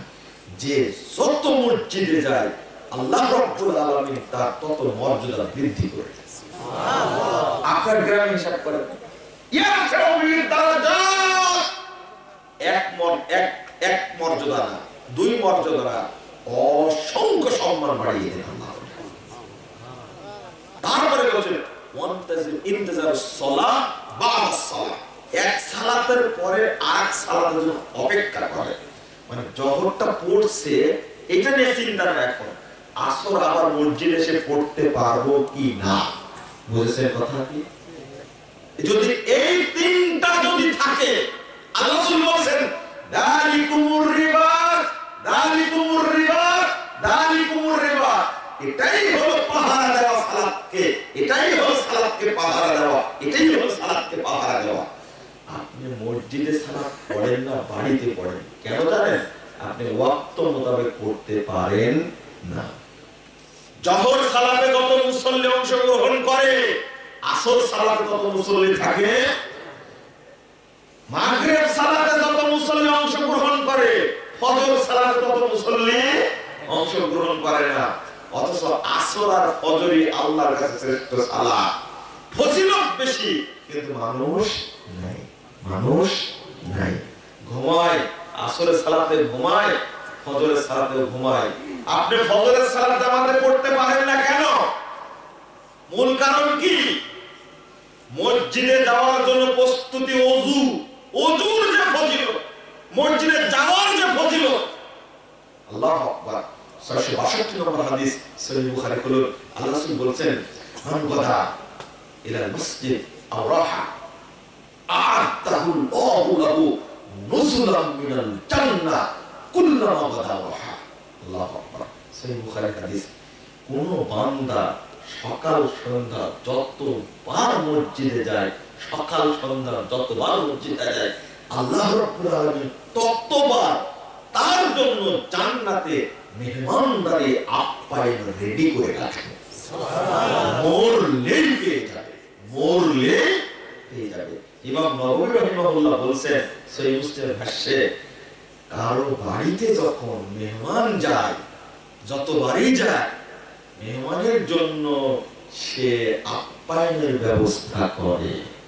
ঠিক একজন মুসল্লি মসজিদে যেহেতু যায়, এগুলো আল্লাহর মেহমান। কার মেহমান? আল্লাহর মেহমান। আর এই জন্য যতবার যাই মসজিদে, ততবারের জন্য আল্লাহ জান্নাতে তার জন্য কি রাখেন? মেহমানদারির ব্যবস্থা করে রাখেন। আল্লাহু আকবার। আপনি ভাবেন, যতবার গেছেন, জোহরে গেছেন, আসরে গেছেন, মাগরিবে গেছেন, এশায় গেছেন, মরলেই আপনি জান্নাতে সবগুলো নাস্তা হাজির করবেন সরাসরি কে? আল্লাহ। আ'তাহুল্লাহু লাহু নুজুলাম মিনাল জান্নাহ। আল্লাহু আকবার। জান্নাতে তার জন্য রেডি করে রেখেছেন, রেডি করে রেখেছেন আপ্যায়ন, মেহমানদারি রেডি করে রেখেছেন। আল্লাহ রাসূল সাল্লাল্লাহু আলাইহি ওয়াসাল্লাম বলেছেন, 660 নম্বর হাদিস সহিহ বুখারী, আপনি হাদিসটা শুনুন। 7 শ্রেণীর মানুষকে আরশের ছায়ার নিচে আল্লাহ আশ্রয় দিবেন। কার ছায়ার নিচে? তার মধ্যে একজন কে? রাজুলুন কলবুহু মুআল্লাকুন ফিল মাসাজিদ। আল্লাহু আকবার। ওই ব্যক্তি যার অন্তরটা মসজিদে ঝুলানো আছে। ইন্তিজারুস সালাহ বাদাস সালাহ, এক সালাত তো পড়া হলো, আবার মসজিদে যাওয়ার জন্য ব্যস্ত হয়ে পড়ে, এই আযান হবে, এই সময় হয়ে গেল, এই ওযু করতে হবে, আর মসজিদে যেতে হবে, এই অপেক্ষায়। এখানে কয়েকটা জিনিস আছে। এই যে মসজিদে যে যাচ্ছেন আপনি, পৃথিবীতে মসজিদ এমন একটা জায়গা, আমেরিকার হোয়াইট হাউস, মালয়েশিয়ার হোয়াইট হাউস যত কোটি টাকা দিয়ে খরচ করে তৈরি করুক না কেন, যদি 500 টাকা 300 টাকা দিয়ে একটা ছোট্ট ঘর মসজিদ তৈরি করে, হোয়াইট হাউসের চেয়ে অনেক পবিত্র এই জায়গাটা, অনেক মর্যাদাবান। সেখানে যদি যান, 9438 নম্বর হাদিস তাবরানী আওসাতের মধ্যে এসেছে, রাসূল সাল্লাল্লাহু আলাইহি ওয়াসাল্লাম বলেছেন, আজকে বুঝবেন না, তবে একদিন বুঝবেন আপনি, সময় আসবে আপনি যে মসজিদে যাননি তার পরিমাণ ভোগ করবেন।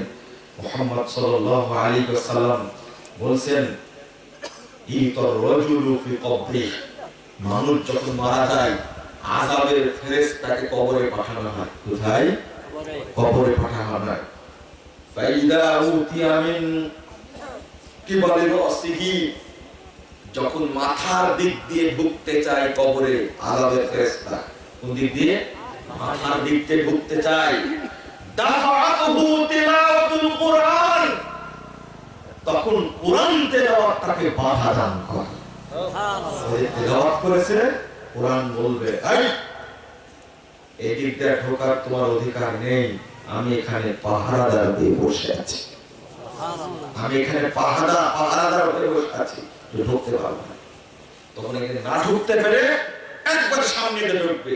ওয়াইদা উতিয়া মিন কিবালি ইয়াদাইহি, যখন সামনে ফিরে ঢুকতে চাইবে, দাফাআতুহু সাদাকা, ও যে দান করেছে, সাদকা করেছে, সাদকাটাকে ধমক দিয়ে তাড়িয়ে দিবে, তাড়িয়ে দিবে। এই তুমি ঢুকতে পারবে না এখানে, তোমার কে অনুমতি দিল? আমি আছি কিয়ামত পর্যন্ত এখানে পাহারাদার হয়ে আছি। আল্লাহ। মরার পরের যে ঘটনা, যখন এখানে ঢুকতে পারবে না, ফাইদা উতিয়া মিন কিবালি রিজলাইহি, পায়ের দিক থেকে ঢুকতে চাইবে।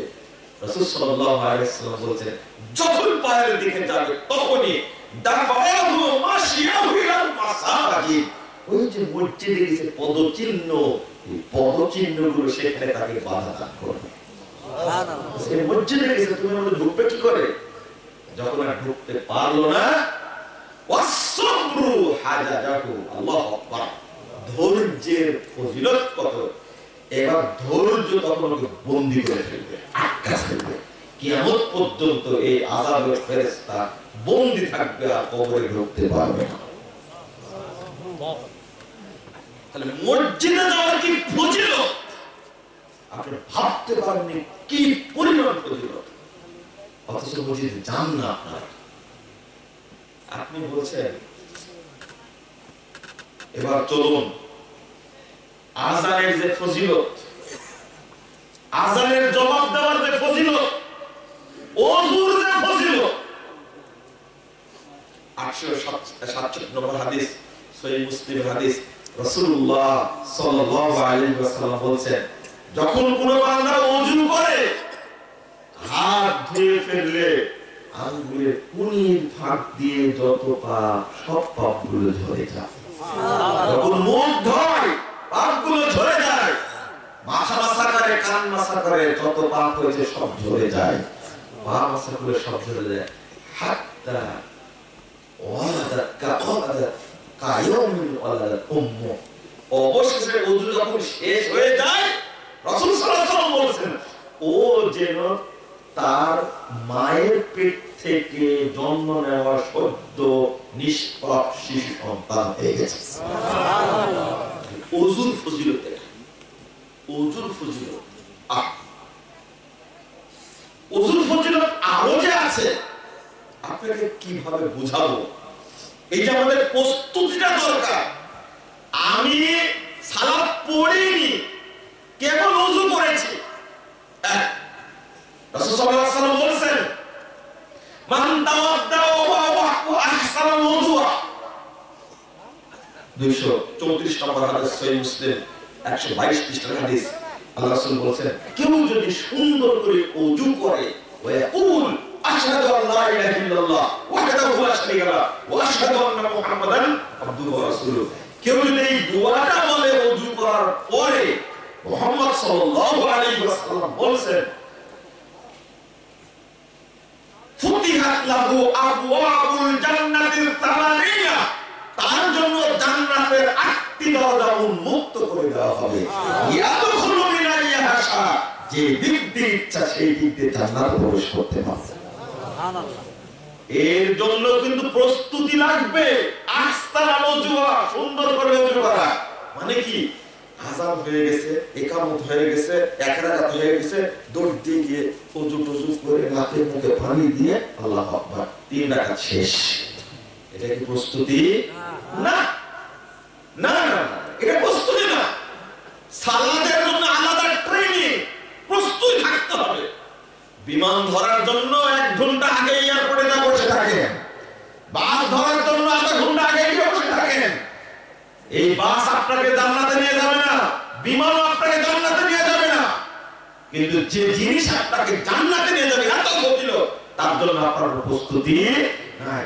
দোকানদারি করছে, চা বিক্রি করছে, কাজ করছে, ইতিমধ্যে সময় হয়ে গেল, ইতিমধ্যে আযান হয়ে গেল, ইতিমধ্যে ইকামত হয়ে গেল, ইতিমধ্যে জামাত চলছে, তখন তারা ওরা করে সালাত পড়তে গিয়ে 3 রাকাত ফেল, 1 রাকাত পড়ে, 3 রাকাত পড়ে গেছিল, শেষে বের হয়ে দৌড় মারছে আগে। এরকম লোক নাই এখানে? এটা প্রস্তুতি না, এটা ওযুর ফজিলত। এরপরে আযান এবং ইকামতের, আযানের ফজিলত কি? কোনদিন আযান দিয়েছেন? না, সুযোগ হয়নি আযান দেওয়ার আপনার। মুহাম্মদ সাল্লাল্লাহু আলাইহি ওয়াসাল্লাম বলেছেন, কেউ যদি আযান দেয়, আযানের শব্দ যত কিছু শুনবে, মানুষ, গরু, ছাগল, পশু পাখি, গাছপালা সব যা শুনবে, কাল কিয়ামতের মাঠে একযোগে তার পক্ষে আল্লাহর কাছে সাক্ষী দান করবে। এটা হলো আযানের ফজিলত। কিসের ফজিলত? আজানের ফজিলত। দুই, আজানের জবাব দিচ্ছেন ওটা মুয়াজ্জিন। এটা হাদিসটা পাবেন সহিহ মুসলিমের 645 নম্বর হাদিস। রাসূল সাল্লাল্লাহু আলাইহি ওয়াসাল্লাম বলেছেন, মুয়াজ্জিন আযান দিচ্ছে, মুক্তাদি জবাব দিচ্ছে, আল্লাহু আকবার আল্লাহু আকবার। আপনিও বলছেন কি আল্লাহু আকবার আল্লাহু আকবার, করতে করতে করতে করতে শেষ পর্যন্ত গিয়ে লা ইলাহা ইল্লাল্লাহ। আপনিও বললেন কি লা ইলাহা ইল্লাল্লাহ, দাখালাল জান্নাহ। সুবহানাল্লাহ। এই জবাব দেওয়ার কারণে কোথায় চলে গেছে? জান্নাতে চলে গেছে। তবে একটা শর্ত বলেছিলাম ভাই, মিন কলবি, জবাবটা কোথায় থেকে? অন্তর থেকে। আচ্ছা, আজকে তো 5 বার আযান হয়েছে, আল্লাহর ওয়াস্তে একজন হাত তুলেন তো যে অন্তর থেকে এই মুয়াজ্জিনের পিছনে পিছনে 5 ওয়াক্ত আযানের আপনি জবাব দিয়েছেন। একজন হাত তুলেন তো। আল্লাহু আকবার। একজন পেয়েছে, আল্লাহ তুমি তা কবুল করো, আমিন। আরেকজন পেয়েছে, আলহামদুলিল্লাহ, তুমি কবুল করো। আমি বুঝাতে চাইলাম এইটা সহজ বিষয় না। আযান দেওয়া থেকে শুরু করে শেষ পর্যন্ত একটানা একমুখী হয়ে জবাব দেওয়া খুবই জটিল, খুবই কঠিন। আপনার অর্ধেক হয়েছে, হঠাৎ করে বাপ ফোন দিছে, আজানের জবাব দিব না ফোনটা দিব, আপনার অবস্থা শেষ। কিন্তু এই চিন্তা মাথা আরেকটা ঢুকে দিছে না, বাপ ফোন দিছে, জবাব দিব না ফোন ধরবো, জবাব দিব না ফোন ধরবো। এই যে অন্য মনস্ক হয়ে গেছে, এই ফজিলত আর পাওয়ার সুযোগ শরীয়ত এইরকম। রাগ করলে কথাটা বলতে, কারণ গতদিন হাদিস শোনা গেলাম না, আল্লাহ একদিন বলছেন একটু কোথায় ইব্রাহিম মাদানী সাহেবের প্রোগ্রাম করলাম না, ওখানে বললাম ঘুম থেকে উঠে আল্লাহ বলছে আমার উম্মতের ৭০,০০০ মানুষ বিনা হিসাবে জান্নাতে যাবে। তখন ওকাশে ইবনে মিহসান বলছেন, আল্লাহ রাসূল তাকুল্লাহ আইয়াকা আমার জন্য দোয়া করেন, আল্লাহ যেন আমাকে তাদের অন্তর্ভুক্ত করে। আল্লাহ রাসূল বলেন আমি তার তুমি তাদের অন্তর্ভুক্ত হয়ে গেছো। আরেকজন বলছেন আমার জন্য বলেন, তখন বলছে সাহাবাকে ওকাশা আর হবে না, ওকাশা আগে চলে গেছে। কয় সেকেন্ড? 1 সেকেন্ড 2 সেকেন্ডের মধ্যে হবে। ওকাশা ফজিলত পেয়ে গেছে, আর এই ফজিলত পেলেন না। তাহলে শরীয়তের চুম্বকের মতো জমজা হয়ে গেছে। হায়ালা সালা পর্যন্ত আসছে, পট করে ফোন বেজে উঠেছে, মা ফোন দিছে, ফোনটা ধরবো না জবাব দিব, ফোনটা ধর। এই যে মা ফোন দিছে, এতটুকু গেছে আপনার, আর ফজিলত কলবে, অন্তর থেকে। এই বাক্যগুলি বলবে না, এখনো তো নামাজ পড়েনি, বুঝেনি কথা, বুঝেনি কথা। আমি এতক্ষণ বললাম কি মসজিদে যাওয়ার ফজিলত, সালাতের ফজিলত বলিনি এখনো, বুঝেননি কথা। আমি এতক্ষণ ওয়াক্তের কথা বললাম, নামাজের কথা বলেছি বলিনি। এরপরে বললাম মসজিদে যাওয়ার কথা, আমি কি বলেছি নামাজের কথা? এখন বললাম কি ওযুর কথা, নামাজের কথা বলেছি? এখন বললাম আযানের কথা, নামাজের কথা বলেছি না, এখন বলছি। আর সবগুলোর ফজিলত কি? জান্নাত। বুঝতে পেরেছে? এবার আযানের দোয়া কি? আযানের দোয়া রাসূল সাল্লাল্লাহু আলাইহি ওয়াসাল্লাম বলেন, যে ব্যক্তি আযানের পরে দোয়াটা পড়বে, 10 নম্বর হাদিস সহিহ বুখারী, হাল্লাত লাহু শাফাআতি, আমার সুপারিশ তার জন্য ওয়াজিব হয়ে যাবে। সুবহানাল্লাহ। সুপারিশ মানে কি? কি সুপারিশ? জান্নাতের সুপারিশ। আল্লাহু আকবার। এবার আপনি মসজিদে ঢুকতে যাচ্ছেন, কোথায় যাচ্ছেন? ঢুকতে যাচ্ছেন। ঢুকতে গিয়ে বলছেন আল্লাহুম্মা ফতাহ লি আবওয়াবা রাহমাতিক। আল্লাহর যত রহমতের দরজা আছে, মসজিদের মর্যাদা কি এমনি? মসজিদের মর্যাদা এমনি না। আল্লাহর যত রহমতের দরজা আছে, সমস্ত দরজা ইনক্লুড হয়ে আছে মসজিদের সাথে। আমি বলছি আল্লাহ আমার জন্য তুমি মসজিদে তোমার যত দরজা আছে আল্লাহ মসজিদের সাথে তোমার যত রহমতের দরজা আছে সব দরজা আমার জন্য খুলে দাও আবওয়াব রহমাতিক। কি সুন্দর দোয়াটা করলেন আপনি।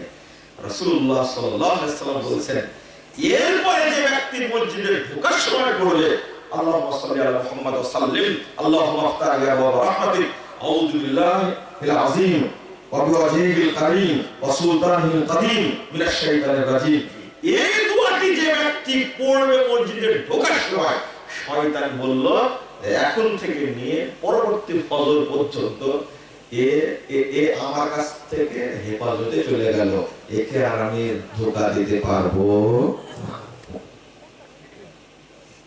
এরপরে আযানের দোয়ার সাথে বললেন, আযানের দোয়ার সাথে আরেকটা যোগ করলেন। কি যোগ করলেন? রাদিতু বিল্লাহি রাব্বা ওয়া বিল ইসলামি দীনা ওয়া বি মুহাম্মাদিন নাবিয়্যা ফালাহুল জান্নাহ। যে ব্যক্তি এই দোয়া পড়লো তার জন্য জান্নাত রেডি থেকে গেল। আমি তো বুঝাতে পারলাম না। এরপরে আপনি মসজিদে ঢুকে 2 রাকাত সালাত আদায় করেন। নাম কি? তাহিয়াতুল মসজিদ। কি? তাহিয়াতুল মসজিদ। শুধু পেছনে যাও, সুযোগই পান না। কখন সুযোগ পেলেন? জামাতি বের করেছেন আপনি, কখন সুযোগ পেলেন? তাহিয়াতুল মসজিদ পড়েন। বেলাল রাদিয়াল্লাহু আনহু রাসূল বলেছেন 209 পৃষ্ঠা হাদিস তিরমিজি, বেলাল ঘটনা কি? মা দাখালতুল জান্নাতা ইল্লা সামিতু খাশশাতা। আমি জান্নাতে যখনই ঢুকি তখনই দেখি আমার সামনে দিয়ে কট কট কট কট করে জান্নাত হেঁটে যাচ্ছে। ব্যাপারটা কি বলতো? যে বেলাল তাজা মরেনি। আল্লাহ জিজ্ঞেস করছে, বেলাল রাসূল বলেছেন রাসূল ইজা আযানতু সাল্লাতু রাকাত না তাওয়াজ্জাত সাল্লাতু রাকাত। আমি আযান দিলে 2 রাকাত তাহিয়াতুল মসজিদ পড়ি অথবা ওযু করলে আমি 2 রাকাত তাহিয়াতুল মসজিদ পড়ি।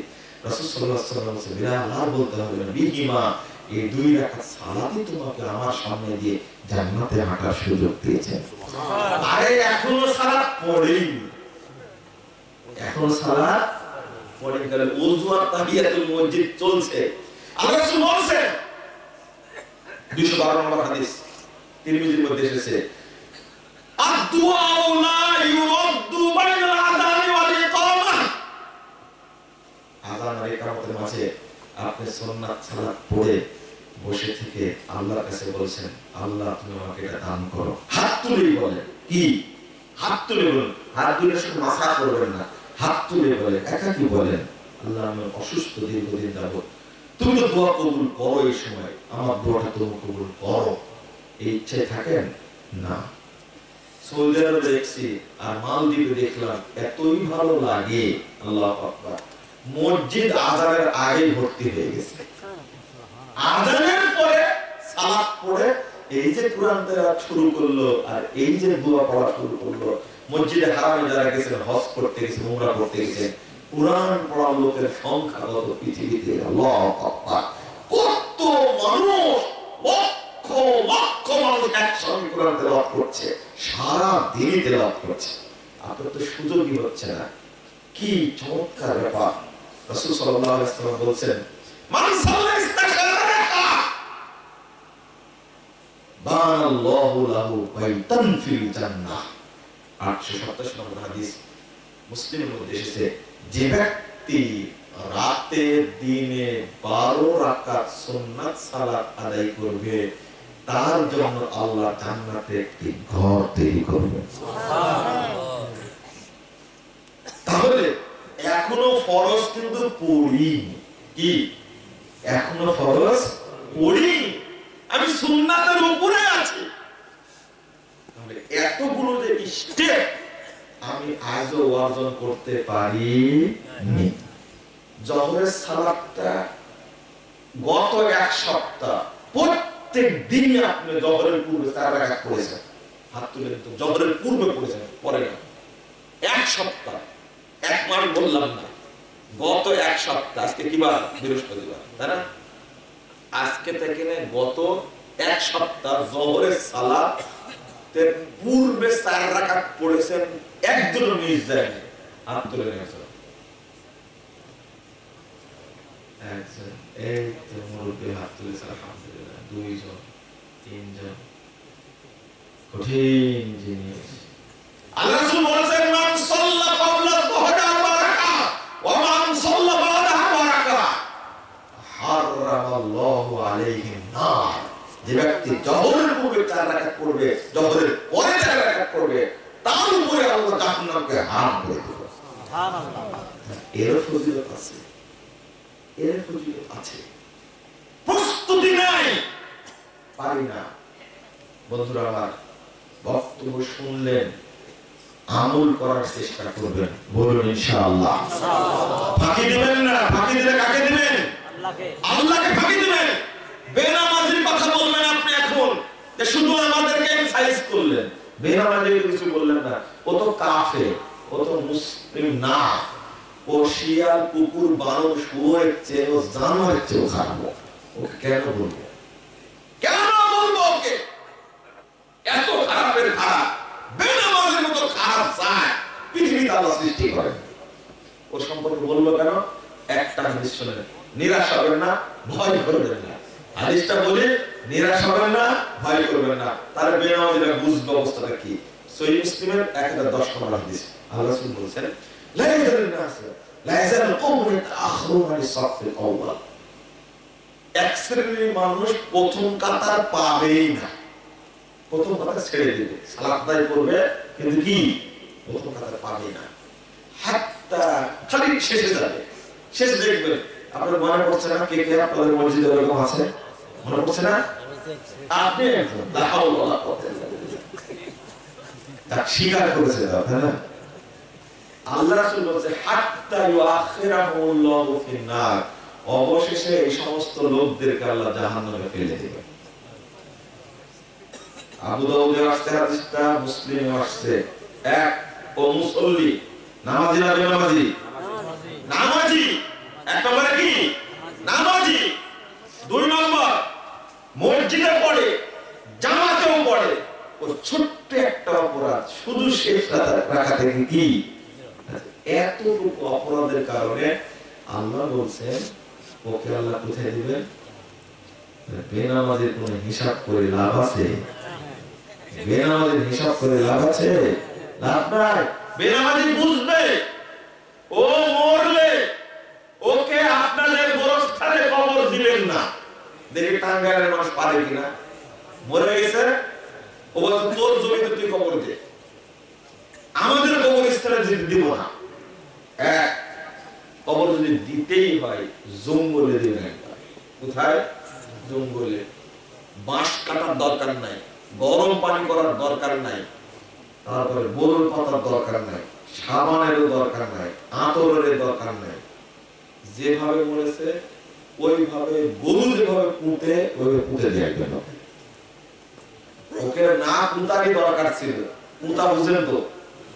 পুঁতা বুঝেন না? পুঁতা না পুঁতলেই ভালো ছিল। কুত্তা মরে গেছে, রেখে আসে কোথায়? অনেক দূরে, তাই না? পুঁতা লাগে না তোকে, পুঁতা লাগতে না, কিন্তু এই খাটাসি মরে গেলে দুর্গন্ধ বের হবে, এই জন্য গরুর মতো পুঁততে হবে ওকে। কথা বোঝা গেছে?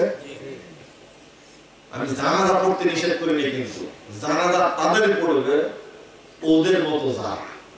কথা বোঝা গেছে? আমি জানাজার বিরুদ্ধে না, আমি জানাজার বিরুদ্ধে না।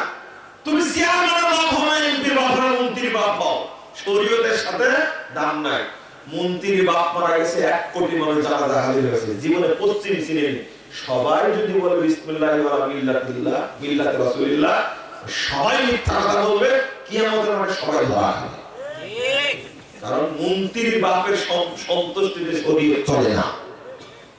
তুমি চাকরি বাতিল করতে পারো ইমামে, সেই ক্ষমতা আল্লাহ হয়তো তোমার দিয়েছে, কিন্তু কাল কিয়ামতের মাঠে তোমার ক্ষমতা থাকবে না। নমরুদের ছিল না, তুমি তো 5 বছরের ক্ষমতা দেখাচ্ছ। নমরুদ ক্ষমতায় কত বছর ছিল? ফেরাউন ক্ষমতায় কত বছর ছিল? তুমি এত দাপট দেখাও কেন? মরার পরে দাপট দেখায়, মরার আগে বাপকে বলো আগে তুমি নামাজ পড়ো। বাপকে নামাজ শিখাতে পারোনি, মরে গেছে, এত ধরো টাকার গরম দেয়। এই যে মুক্তিযোদ্ধা বসে আছে আবু তাহের, আমাকে প্রোগ্রাম সায়া পাইনি, রাতকে আমাকে ফোন কল দেয়নি, এবার ফাঁকি দিয়ে প্রোগ্রাম দিয়েছে। আমি জানতাম না যে প্রোগ্রাম আসলে যে পাথর কাটায় না দেখছি এই রাগের চোখে ছেলেটাকে নিয়ে বসে। আমি তো সব বুঝে গেছি, এটা মুকাররম তো, এই অল্প বয়স তো বুঝে নিয়ে কোনো বক্তব্যের মাঠ ওর সময় লাগবে। আমি এসেই বুঝতে পেরেছি এই মুক্তিযোদ্ধার প্রোগ্রাম। মুক্তিযোদ্ধার নাম নেই আমার ভালো করে মনে আছে, নাম তাই ওই গেছিল কোথায় প্রোগ্রামে, তক্তা চালা নাকি প্রোগ্রাম নিতে গেছিল। দাপট তো খুব বেশি, চাইলে কিন্তু এখনই থানায় ফোন দিয়ে বলবে যে এই জঙ্গি গ্রেফতার করে দেয়। এত পাওয়ার বেশি, এক সেকেন্ড সময় দিবে না পুলিশ। মুক্তিযোদ্ধা মানে কি, বাপ দাদা 14 পুরুষে থাক না কেন, মুক্তিযুদ্ধ যদি ন্যায়টা হয় তাকে তার দাম বেশি। কথা বুঝতে পারেনি? খালি থানায় যদি ফোন দেয় আর বলছে যে জঙ্গি, আমাকে অটো 2 হাতে হ্যান্ডকাপ লাগায় থানায় ভরে দিবে, তুমি সাথে পাওয়ার এখন আছে। মরার পরে থাকবে না, মরার পরে থাকবে না, অনেকেরই না চলে গেছে। আবার অনেক মুক্তিযোদ্ধা আছে 5 বছর আগে ছিল, 12 বছর আগে ছিল মুক্তিযোদ্ধা পাওয়ারে, এখন মুক্তিযোদ্ধা না তো ছাগলের 3 নম্বর। ইনি কোন নম্বর আগ বলতে যাচ্ছে না সেটা আল্লাহ ভালো জানে। তবে কিছু কিছু মুক্তিযোদ্ধা আছে তারা বলে দেশ স্বাধীন করেছি চুরি করার জন্য না, কিন্তু বর্তমানে যারা যাদেরকে দেশ স্বাধীন করে দিয়েছে আজকে প্রজন্ম এসে দেশটাকে চুরি করে, লুণ্ঠন করে, ধর্ষণ করে দেশটা বড়টা বাধা দিয়েছে। আমাদের দেশকে ধর্ষণ করলে কি করে, দেশকে ধর্ষণ করলে কি করে, ধর্ষণ দেশ কি করছে না কাকে করছে, দেশের জনগণকে। আজকে নিরাপত্তা আছে বন্ধুরা আমার, আজকে দাপট দেখাচ্ছে বেনামাজি মারা গেছে, ওর জানাজা পড়বে না, ইমাম তুমি চাপ দিচ্ছ কেন, তুমি চাপ দাও আগে। ও মরার আগে তাকে চাপ দিতে পারো নি, আগে নামাজ পড়। হারাম খোর কোথাকার, যত সুদ ঘুষ আত্মসাৎ, যত সেনা ব্যবসা, মদ নিয়ে নারী নিয়ে সারা রাত কাটাইছে বদমাশগুলি, আজকে মারা গেছে ওর জানাজা পড়তে হবে। যে জীবনে নামাজ পড়েনি তার নামাজ পড়া লাগবে কেন, বুঝলেন কথা? তার নামাজ পড়া লাগবে কেন? তোমাদের সংখ্যা বেশি, তোমরাই পড়ো। কে বলছে তোমরা 30 বছর মুখে পানি নাও না আর পায়খানা করে জীবনে পানি নাও না, তোমরা জানাজা পড়াও, আপত্তি আছে আমাদের? কবর তোমরা কাটো, আমাদের আপত্তি নাই, কিন্তু আমাদের গোরস্থানে তুমি মাটি দিও না। ওকে এই অপবিত্র এই জানালাকে মাটি দেওয়ার দরকার নেই। কথা বুঝে গেছে? এই হলো বেনামাজি। নামাজ পড়ে নামাজ কবুল হচ্ছে কিনা এটাই নিয়ে দুশ্চিন্তায় আমরা। আজকে নামাজ পড়ে না তাকে নিয়ে আমার চিন্তা করার দরকার আছে? কোনো দরকার নাই। বন্ধুরা আমার যে কথাগুলো বললাম এইগুলো দয়া করে আমল করার চেষ্টা করবেন, আমার জন্য না আপনার জন্য, আমার জন্য না আপনার জন্য, আপনাদের জন্য। মানে সালাতের ব্যাপারে কখনো গাফেল হবেন না। শেষ আয়াত ফাওয়াইলুল লিল মুসাল্লিন, ফাওয়াইলুল লিল মুসাল্লিন, ফাওয়াইলুল লিল মুসাল্লিন, 3 বার বললাম। মুসল্লিদের জন্য ওয়াইল জাহান্নাম। অতএব প্রথম উপদেশ সালাত যেন শুদ্ধ হয়, মনে থাকবে কি হয়, শুদ্ধ হয়, ওয়াক্ত মোতাবেক পড়বেন, সুন্দর করে ওযু করে পড়বেন। আর এই যে ধাপগুলো বললাম আগে থেকে প্রস্তুতি নেবেন। আমি এক ভাইয়ের কথা বলি, আমেরিকার ভাই, আজ থেকে 13-14 বছর আগে দেখা হয়েছে। আল্লাহু আকবার। সেই ভাই আমেরিকা থেকে এসেছেন, সিলেট গেছেন, একদিন থেকে আমার বাসায় চলে এসেছেন। কবর পূজারী, মাজার পূজারী এক লোক, তিনি আমাকে বললেন দীর্ঘ 18 বছর আমার 5 ওয়াক্ত সালাতের কোনদিন জামাত ছোটেনি। কত বছর? আশ্চর্য হয়েছে। আমার বাড়িতে 3 দিন ছিলেন, আমি তার সাথে পারিনি, 3 দিনের একদিনও তার জামাত ছোটেনি। আমার দেখা আমেরিকায় থাকে এত পরহেজগার মানুষ, আমাকে বিশ্বাস করেনি। বক্তব্য শুনে ইমান চেঞ্জ করেছে, মাজার পূজা ত্যাগ করেছে, কবর পূজা, পীর পূজা ত্যাগ করেছে, কিন্তু আমাকে বিশ্বাস করেনি। আসলে আমি মানুষ কিনা দেখার জন্য আসছি, এই কি করে দেখতে আসি। একদিন, 1 বছর পরে একদিন বাড়িতে থেকে পরের দিন চলে আসছে। এই লোক আমার বাসাতে ছিল। আমি বললাম হোটেলে রাখি, না হোটেলে না, এখানেই থাকি, বাসায় থাকি। 3 দিন ছিল, আমি তার সাথে পারিনি 3 দিন। তিনি ঠিক টাইমে মসজিদে আগে জেনে নিয়েছে মসজিদ কোনটা। 18 বছর যাবত আপনি কেমনে পারলেন? ফজরের টাইমে আমার 3টা ঘড়ি আছে, ঘড়ি 3টাতে অ্যালার্ম দেই। অ্যালার্ম দেই এই জন্য যে আমি জামাত না ছুটে যাই। সালাতে তাহাজ্জুদের সময়ে একটা অ্যালার্ম দেই, একটু পরে আরেকটা, ঠিক আজান যখন দিবে তখন আরেকটা। আমি বললাম যে 3টা ঘড়িতে অ্যালার্ম রাখলেন? জি, আমার 3টা ঘড়ি পৃথক পৃথক আছে। এটা কি ভাবা যায়, চিন্তা করা যায়? আপনাকে যদি বলি যে 18 দিন পড়েছেন কিনা জামাতে, ইমাম বলেও পারবেন না বলতে। 18 বছর না, কত? 18 মাস না, কত? 18 দিন। আর যদি বলে 18 ঘন্টা, যদি বলে 18 ঘন্টা, 18 ঘন্টার মধ্যে কয় ওয়াক্ত? 3 ওয়াক্ত হয় না। এই 3 ওয়াক্ত যে হয়েছে কিনা সন্দেহ আছে। আল্লাহ যেন আমাদের মাফ করেন, আল্লাহ যেন আমাদেরকে মাফ করেন, আমিন। আল্লাহ যেন আমাদেরকে হেদায়েত দান করেন, আমিন। ইয়া রাব্বাল জুমার রাত আল্লাহ যেন আমাদেরকে জান্নাতুল ফেরদৌস কবুল করেন, আমিন। মনোযোগ দিয়ে আলোচনাগুলো শুনলেন, আপনারা আমল করবেন আশা করি। আর 2টা ঘোষণা আছে। একটা ঘোষণা, এই ভাইয়েরা পোস্টার দিয়ে দিয়েছে, অনেক বড় প্রোগ্রাম, বাংলাদেশের এত বড় আলেম, এত মাইয়া এই পূর্বাচল তালনিতে, অর্থাৎ জায়গাটার নাম হলো কাঞ্চনজঙ্ঘার সাথে, বিশাল প্রোগ্রাম রূপগঞ্জে 18-19 তারিখের প্রোগ্রাম। এই প্রোগ্রামে আপনারা অংশগ্রহণ করবেন। আমি 19 তারিখ শুক্রবার খুতবা দেব ইনশাআল্লাহ, ফেব্রুয়ারি। আর রাজশাহীতে দারুল হুদা ইসলামী কমপ্লেক্সের প্রোগ্রাম হলো 20 তারিখে, 20 ফেব্রুয়ারি। আপনাদের দাওয়াত থাকবে, আপনারা যাওয়ার চেষ্টা করবেন। আমি প্রশ্ন উত্তর দিব না, আপনাদের বলি একটা কথা, প্রস্তুতের আরকানুল ইসলাম যে বইটা আছে, এই বইটা একটা করে কপি আপনারা রাখবেন, নিয়ে যাবেন বাড়িতে। আপনি আপনার ছেলে মেয়ে অন্তত পড়বে,